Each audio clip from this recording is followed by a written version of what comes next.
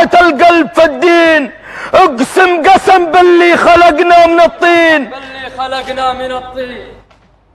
اقسم قسم باللي خلقنا من الطين، إن السعادة وراحة القلب بالدين. الحق وتوب وكب سوف وبعدين، واللي يوسوس بين الأضلاع شيطان. يا أهل المعاصي للمعاصي مذلة، لا تعصي الجبار وتقول فله. الله يشوف عالم الحال كله، واللي غفل غطى على قلبه الران. صل الفروض الخمس وابدأ حياتك، وإذا مسكت الدين ما شي فاتك. واللي فهم لازم يسوي سواتك، واعلم ترى في أول الباب عنوان، وإذا عن التوبة تردك أغاني. أنا أدري إنك من سببها تعاني، قالوا نغني في لذيذ المعاني. خسران يا شاري الأغاني بقرآن، وإذا من الدخان تلقى هزيمة، وإذا من الدخان تلقى هزيمة.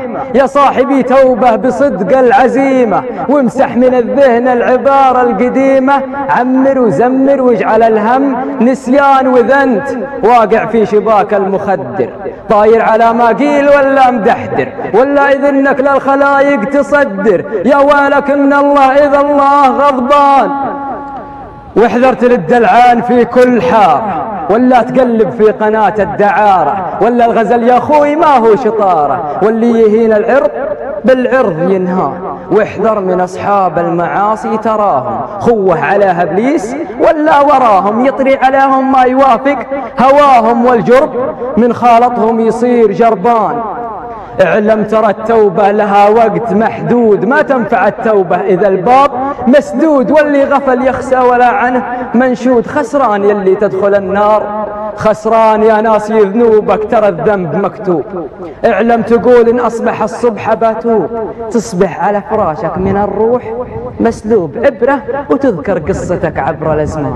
الموت حق واكثر الناس تنساه، الموت حق واكثر الناس تنساه. منهم ينام ولالف الموت صحاه، أما السعيد اللي لجى الموت حياه. يلقى رضا الله ثم روح وريحان، والطاعة الرحمن بالقلب راحة.